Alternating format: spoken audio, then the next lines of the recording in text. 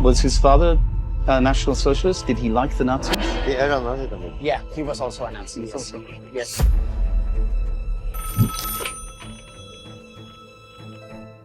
In the last hours of Berlin, an officer moves through fire and ruin with a single objective: to extract the Führer alive.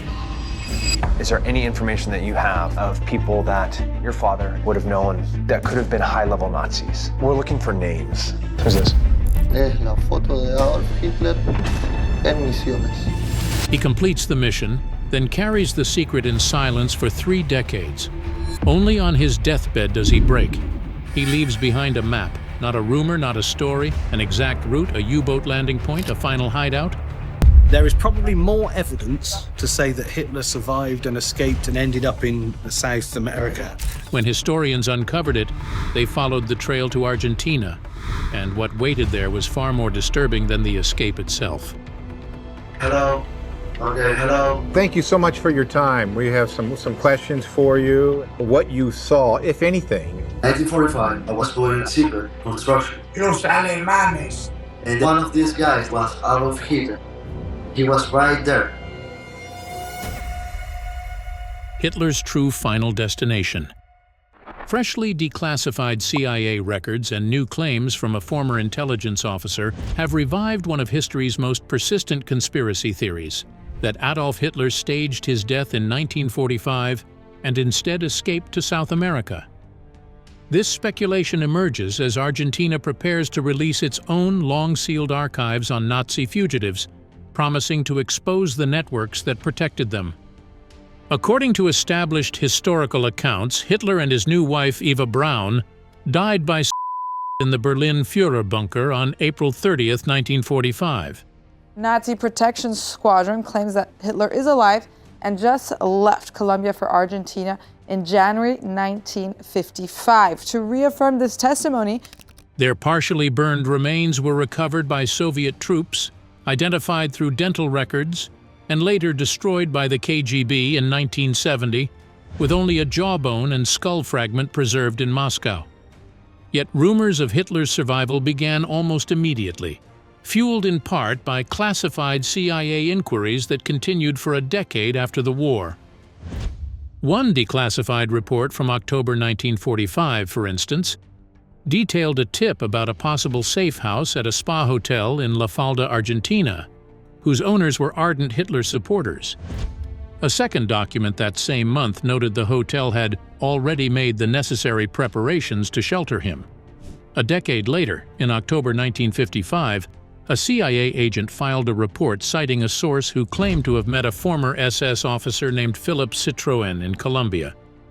Citroën insisted Hitler was alive, living under the alias Adolf Schrittelmeyer, and provided a photograph of himself with a Hitler look-alike on a beach in Tunja. Although the CIA briefly investigated, with more detail on this testimony that Hitler was alive and living in a Colombian city called Tunja, they concluded the lead offered remote possibilities and recommended abandoning the inquiry. Now, former CIA officer Bob Baer suggests that Argentina's impending document release may challenge the orthodox narrative. The files, approved for declassification by President Javier Milei, are expected to outline extensive Nazi escape routes and the protection allegedly offered by successive Argentine governments. Baer believes they could reveal direct links between Nazi leaders and the state, including former President Juan Perón's support for Nazi scientists and a nuclear fusion project in the 1950s. He also references a 2015 archaeological find in Argentina's Misiones region, an isolated compound with modern utilities and Nazi artifacts, as the kind of refuge a fugitive leader might have used. According to reports, Baer further expects the files to detail Nazi plans for a nuclear attack on Manhattan, along with money laundering networks and strategies to establish a power base in South America. This renewed interest coincides with ongoing historical debates over unresolved details, such as a 2009 DNA analysis showing a Moscow-held skull fragment attributed to Hitler actually belonged to a woman. Other investigators urge caution. John Kensick, a former UN war crimes investigator, acknowledges that thousands of Nazi fugitives reached Argentina, but doubts any organized effort to rebuild the Reich truly existed. Many ex-Nazis, he notes, clung to the belief in Hitler's survival as a form of disillusioned nostalgia. Skepticism is also echoed in earlier official assessments. France 24 points out that many circulating images, including the Citroën photograph, stem from files declassified in 2017, which CIA analysts at the time dismissed as unverified. Additional 1955 CIA records recommended closing the case, calling survival theories unsubstantiated, and a 2018 French forensic dental study reaffirmed Hitler's 1945 death. Nevertheless, Argentina's decision to open its archives is a significant development. The records are anticipated to detail the financial networks and ratlines that helped an estimated 10,000 Nazi collaborators travel through Spain and Italy into South America. Documented fugitives who used these routes include Adolf Eichmann, captured by Mossad in Argentina in 1960, and Josef Mengele, who died in Brazil in 1969. The Simon Wiesenthal Center has long sought this release to clarify how such individuals evaded justice and what institutional assistance they received. Whether the Argentine documents will meaningfully alter the historical record remains uncertain. For now, their imminent release sustains a controversial and emotionally charged post-war theory that the architect of the Holocaust may have escaped Berlin's ruins and found refuge far from justice. If he did, how did he actually manage to escape? The last-ditch attempt. If Adolf Hitler escaped from the burning ruins of Berlin in 1945, only one man possessed the unique skill, loyalty, and access to make it possible: his personal pilot, Hans Bauer. His story is the crucial human thread running through the entire mystery. Bauer was a seasoned aviator long before he met the future Führer. A decorated First World War ace, he became a pioneering airmail pilot and later a Lufthansa captain, flying prestigious passengers such as the future Pope Pius XII and King Boris of Bulgaria. His entry into Hitler's world began in 1932 after joining the Nazi Party through fellow pilot Rudolf Hess. Tasked with flying the presidential candidate, Bauer immediately impressed Hitler with his smooth, combat-honed skills, in stark contrast to a previous flight when Hitler had become airsick. Recognizing air travel as both an efficient campaign tool and a safer alternative to potential assassinations on the ground, Hitler soon made Bauer the commander of his new government squadron. This role granted Bauer exceptional status. Though he managed the fleet that transported top Nazi leaders like Göring and Goebbels, he was never part of the Luftwaffe.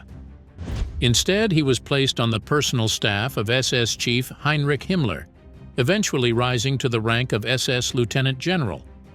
This singular position meant he answered directly to Hitler and Himmler alone, operating outside normal chains of command. Over the years, he meticulously managed Hitler's evolving fleet, from the sturdy Junkers Ju-52s, including the famous Immelmann II and III, to the longer-range Focke-Wulf VW-200 Condor, and finally the advanced Junkers Ju-290, a technical marvel equipped with an armored seat and a special escape hatch. A deep, personal bond developed between the two men. Hitler served as Bauer's best man at his wedding, and they shared moments of extreme danger, like evading Soviet tanks on a frontline airfield.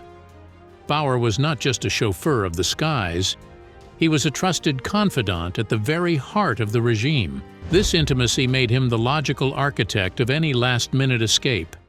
As the Third Reich collapsed, Bauer's expertise became critical.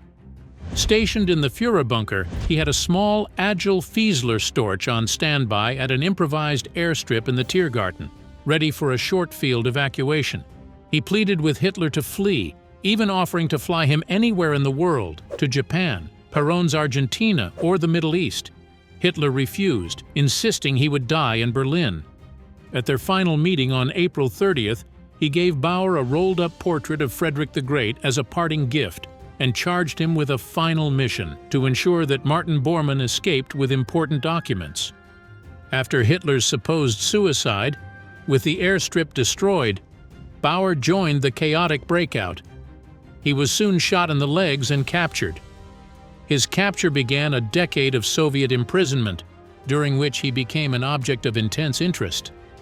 Despite the known location of Hitler's remains, Soviet interrogators, possibly on Stalin's personal orders, subjected Bauer to torture, convinced he had flown Hitler to safety in Spain or knew secrets about looted art like the Amber Room. Bauer consistently denied flying Hitler out, stating that no long-range aircraft was available. His leg was amputated without an anesthetic in a prison hospital. In 1950, he was tried and sentenced to 25 years for conspiring against the Soviet Union. Throughout his ordeal, Bauer remained stubbornly loyal. To fellow captured SS officers Heinz Linge and Otto Gunsche, he issued a directive: never say what really happened. He maintained to his captors and later to journalists that he never saw Hitler's body and only learned the details of the death from others. Released in 1955 after Stalin's death, Bauer returned to Bavaria, where he lived on a veteran's pension until his death in 1993 at age 95. He outlived all his former associates, taking his secrets and the definitive answer to whether he used his unique skills to save his Führer with him. However, Bauer himself admitted to a final compelling mission: flying Martin Bormann to safety on Hitler's direct order. This single act raises a pivotal question. If Hitler was truly resolved to die in Berlin, why was ensuring Bormann's escape so critical? Hitler's most faithful party comrade. Martin Bormann's rise from a shadowy bureaucrat to Hitler's indispensable right hand was cemented on April 12, 1943, when he was officially appointed personal secretary to the Führer. With Hitler increasingly preoccupied by military failures on the Eastern Front, Bormann gained de facto control over all domestic policies, acting as the regime's ruthless chief executive. He wielded his power with brutal consistency, becoming the foremost advocate for the most radical measures against those the Nazis deemed enemies.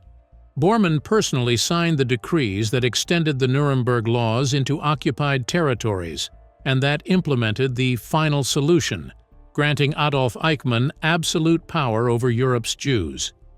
He lobbied successfully for a separate draconian penal code for Poles and Jews, allowing death sentences for trivial offenses.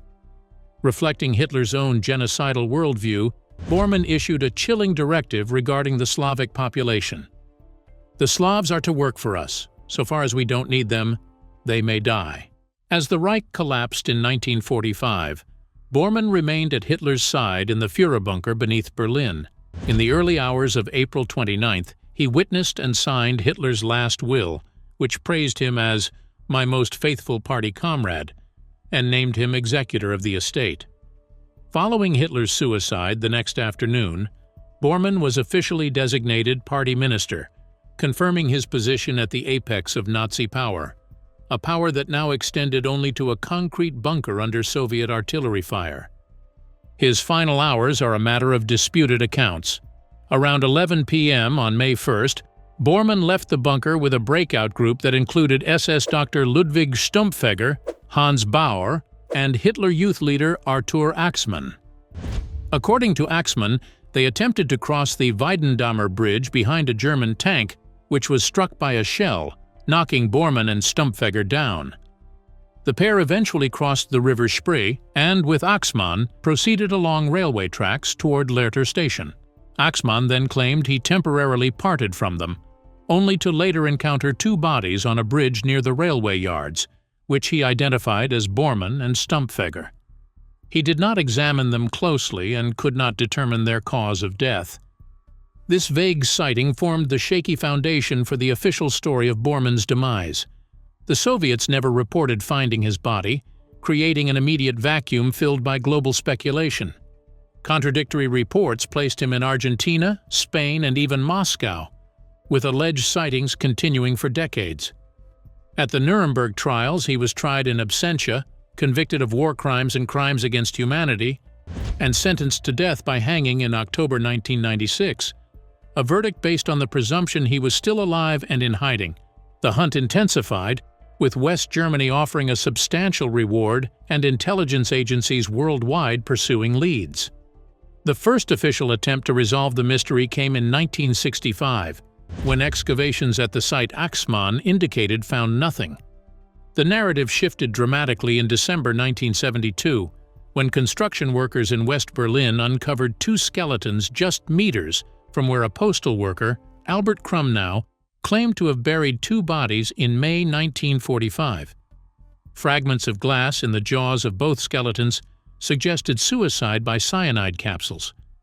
Dental records and skeletal features, including a healed collarbone injury matching a riding accident Bormann sustained, were used to identify one set of remains as his. Yet from the beginning, this discovery was shrouded in inconsistencies. Krumnow described the initial 1945 burial as involving one body in a Wehrmacht uniform and another in underwear, details at odds with the later account. The SS paybook found on Stumpfegger's body was handed to Soviet authorities and promptly destroyed. The 1972 forensic examination relied heavily on reconstructed dental records and photographic overlays, techniques considered compelling but not definitively conclusive at the time.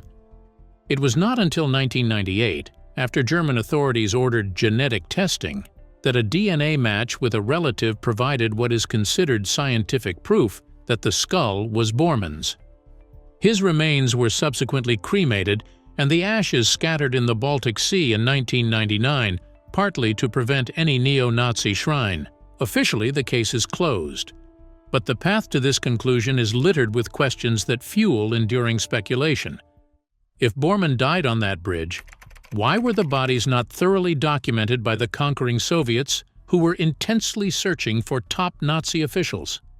How did they remain lost for 27 years in a heavily trafficked area? The entire account rests on the testimony of Axmann, a committed Nazi with a motive to obscure the truth. The mystery deepens when considering Bormann's unique position. As Hitler's executor and the regime's chief administrator, he controlled vast resources and held Hitler's last will. Furthermore, Bormann was linked to the regime's plundered wealth, a fortune Allied investigators valued at around $200 million, derived from the loot of death camp victims. Evidence suggests a plot, aided by SS Commando Otto Skorzeny and negotiated with Juan and Evita Perón, to ship this treasure to Argentina via U-boat. While researchers believe much of the loot remained hidden in Europe, financing post-war SS networks, the fate of Bormann's portion remains unresolved. The combination of these facts, the shaky forensics, the missing treasure, the successful Ratline escapes of other top Nazis like Eichmann and Mengele, and Bauer's admitted mission, leaves the door open to a compelling alternative: international conspiracy. Following the collapse of the Third Reich, the architects of the Holocaust vanished into a global shadowland. The hunt for these men would reveal a world of hidden identities, international complicity, and moral compromise, beginning with the most wanted fugitive of all, Adolf Eichmann. As captured Nazi Commandant Rudolf Höss confirmed at Nuremberg, the chain of command for the final solution ran directly from Hitler through Himmler to Eichmann. By 1947, with Hitler and Himmler dead, Eichmann became the single most important living symbol of the genocide. The man the Jewish world demanded to face justice, yet he had disappeared. Arrested initially by U.S. troops under the alias Otto Eckmann, he escaped from a work camp and hid in Germany, now using the name Otto Henninger. Survival on the run required a network of friends, most notably Austrian Bishop Alois Hudal, a vocal anti-Semite who later stated, "We do not believe in the eye for an eye of the Jew." Hudal operated a crucial ratline. He provided escaped war criminals with sanctuary in monasteries and safe houses, furnished them with false paperwork, and secured passports for their flight to distant havens like Argentina, Mexico, Switzerland, and even the United States. South America offered particular appeal: established German communities, sympathetic or corruptible officials, a lack of extradition treaties, and the chance to rebuild sinister networks.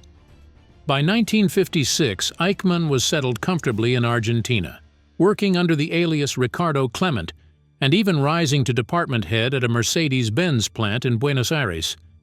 In a secretly recorded interview that year, not released until 2022, he spoke with chilling detachment about his role.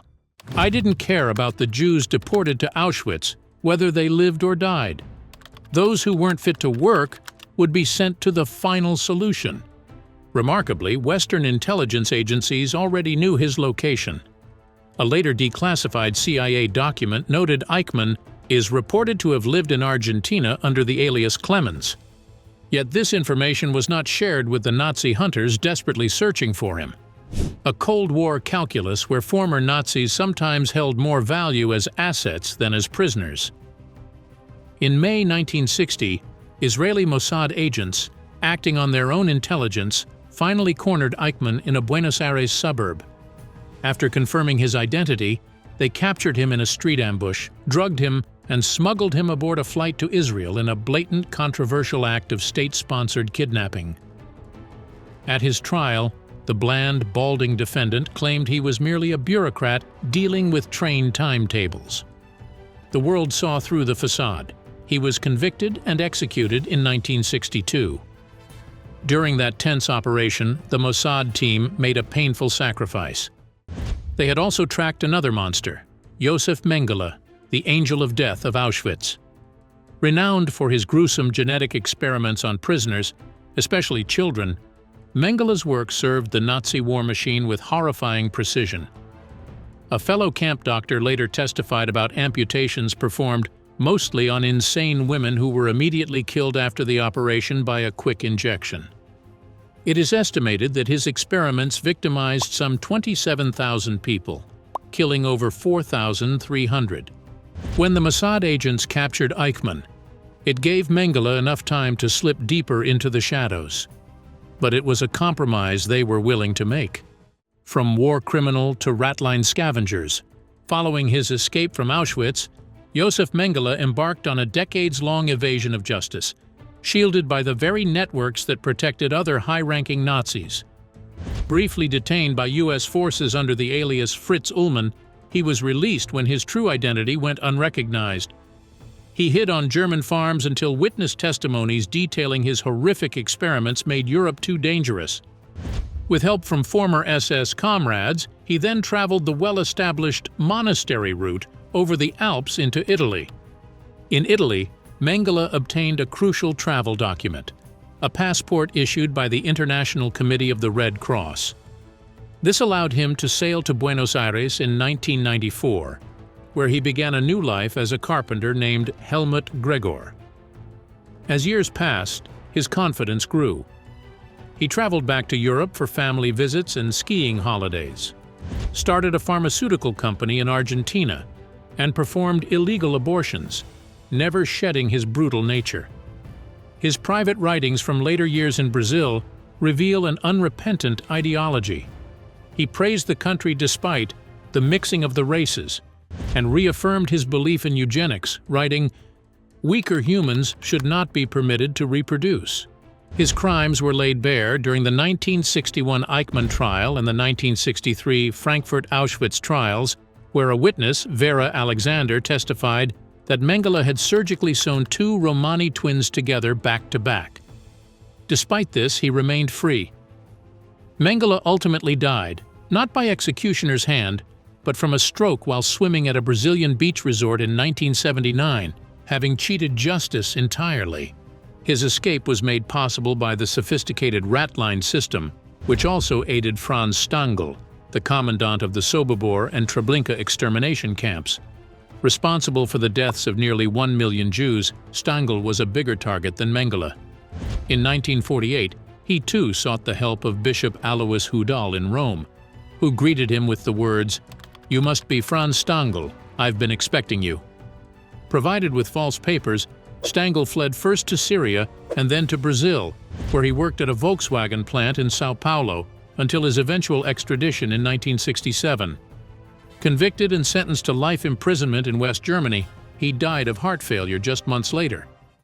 In a final interview, he chillingly described mass murder as his profession, stating, "I enjoyed it. It fulfilled me." the Ratlines often followed a specific geography.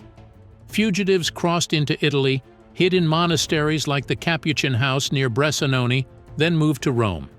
There, with their identities vouched for by certain clergy, they received Red Cross passports. The organization issued roughly 120,000 such protective passports between 1945 and 1951, ostensibly on humanitarian grounds to aid refugees, including Jews. This policy, however, was heavily criticized for also providing lifelines to war criminals. Sometimes the assistance was not a matter of misguided neutrality, but of active conspiracy. This was starkly demonstrated in the case of Klaus Barbie, the Butcher of Lyon. As head of the Gestapo in Lyon, Barbie was notorious for his savage torture of French resistance members, often conducted while calmly holding a cat. He was directly responsible for sending thousands, including dozens of children, to their deaths. After the war, his intelligence on European communist networks made him a valuable asset. Although the British first captured and interrogated him, the U.S. Army's Counterintelligence Corps, a forerunner to the CIA, quickly took control. Aware that the French government demanded his arrest for crimes against humanity, the CIC made a cold calculation.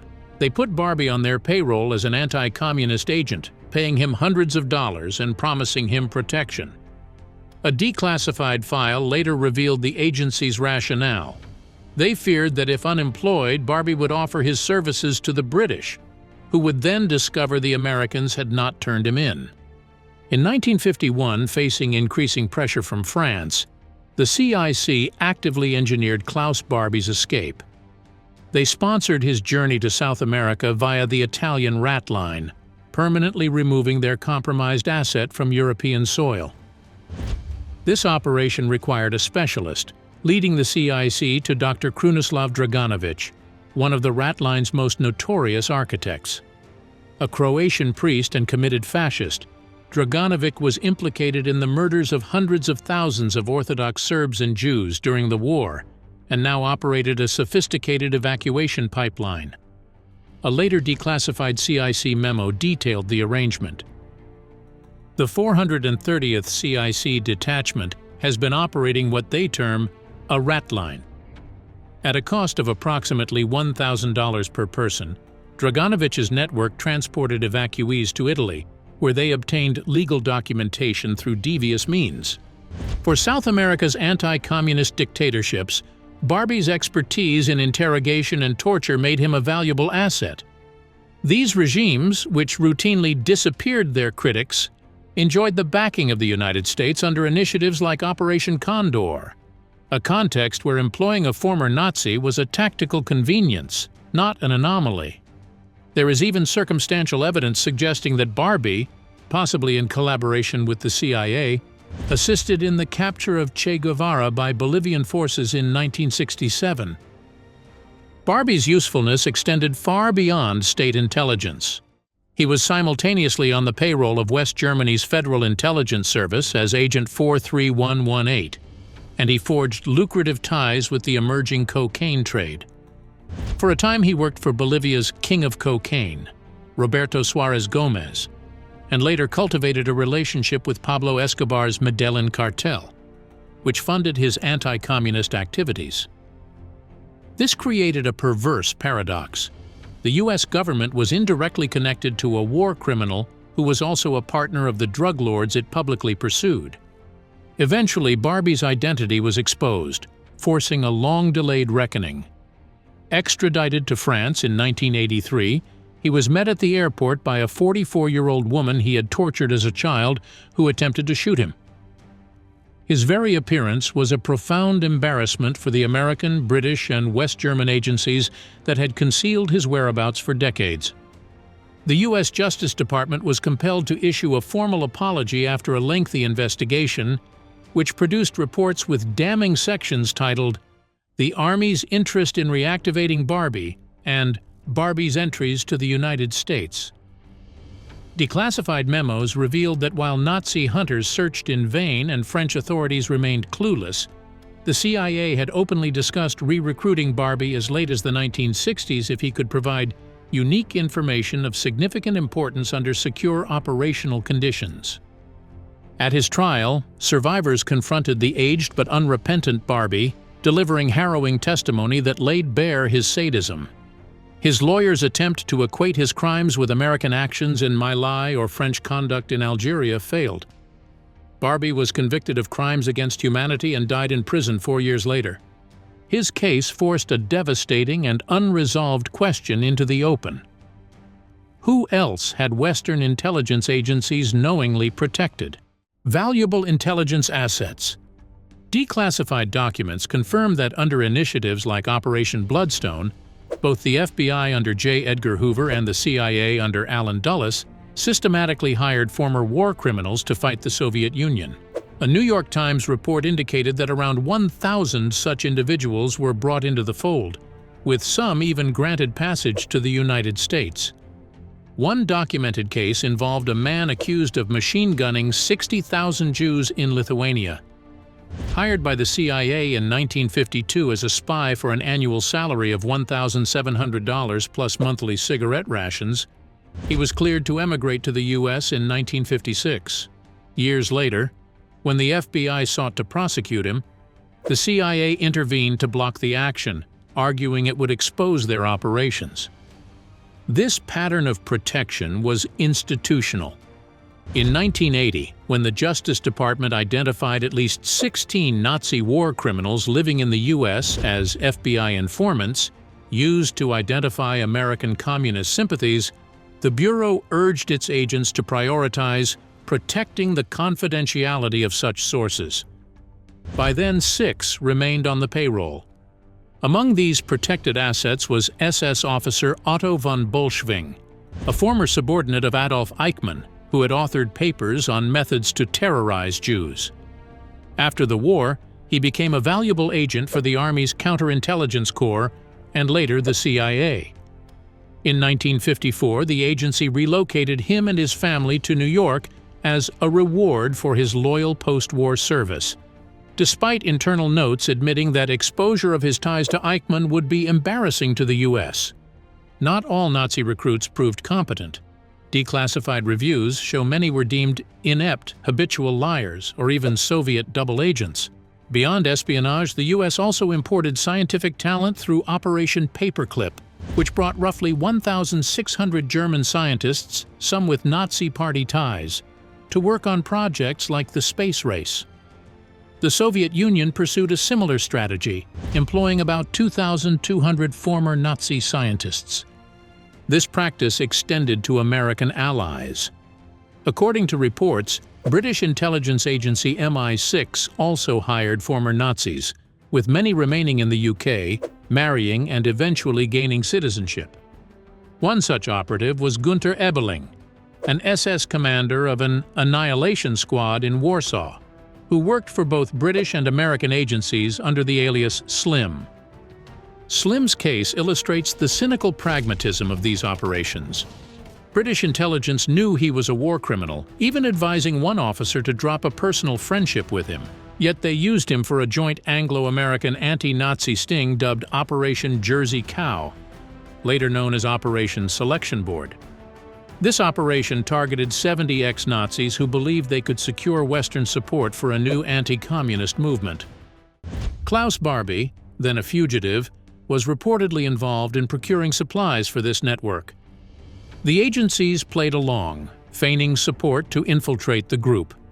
Slim helped orchestrate Operation Nursery, which resulted in the arrest of 50 former Nazis and Hitler Youth members, effectively dismantling what one account called the last large organized group of Nazis in the Western Zone.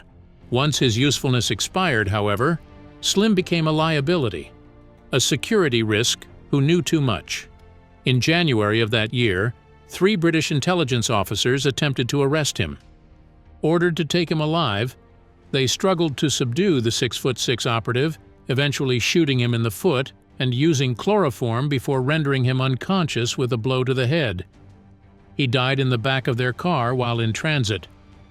Surprisingly, the Western Alliance did not begin collaborating with former Nazi operatives after the war. In fact, key intelligence agencies were actively forging secret alliances with high-ranking Nazi figures before the conflict had even ended. One such partnership became so contentious that it provoked a direct and serious clash between Stalin and President Roosevelt, straining the Grand Alliance at its most critical hour. Operation Sunrise. In late 1944, as the war turned decisively against Germany, a high-stakes and controversial drama unfolded in neutral Switzerland. Alan Dulles, the Office of Strategic Services Station Chief in Bern, was under immense pressure.